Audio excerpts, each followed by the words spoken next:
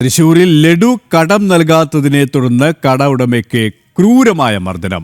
മദ്യലഹരിയിലെത്തിയ കട ഉടമയെ മർദ്ദിച്ച യുവാക്കൾ സ്ഥാപനവും അടിച്ചു തകർത്തു.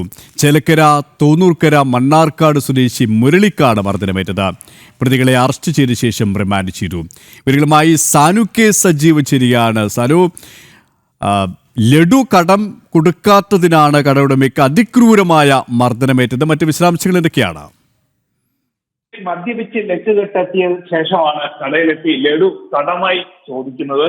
അപ്പം ലഡു തരാൻ സാധിക്കില്ലെന്നും പണം വേണമെന്നും കടയുടമയെ ആവശ്യപ്പെട്ടതോടുകൂടിയാണ് മദ്യപിച്ചെത്തിയ അവർക്ക് ഈ കടയുടമയെ യാതൊരു പ്രകോപനമില്ലാതെ അതിക്രൂരമായി മർദ്ദിക്കുന്ന ഒരു സാഹചര്യം ഉണ്ടായത്. കേസിൽ തോന്നൂക്കര സ്വദേശികളായ ബിനു, സന്തോഷ് എന്നിവരെ തൃശ്ശൂരിലെ ചേലക്കര പോലീസ് അറസ്റ്റ് ചെയ്തിട്ടുണ്ട്. അതായത് ചേലക്കര തോന്നിയൂർ മണ്ണാർക്കാട് സ്വദേശിയായിട്ടുള്ള മുരളിയുടെ കടയാണ് അടിച്ചു തകർത്ത്. അതേപോലെ തന്നെ മുരളിക്ക് ക്രൂരമായിട്ടുള്ള മർദ്ദനമേറ്റിരുന്നു. തലയ്ക്കും കൈക്കും കാലുകൾക്കും അടക്കം ഗുരുതരമായിട്ടുള്ള പരിക്കേറ്റിട്ടുണ്ട്.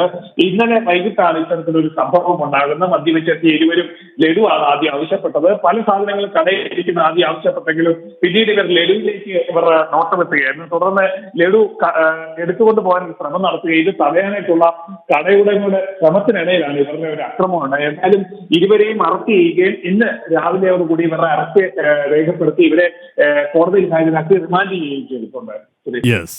സാനു കെ സജീവാണ് തൃശ്ശൂരിൽ നിന്ന് വിവരങ്ങൾ നൽകിയത്.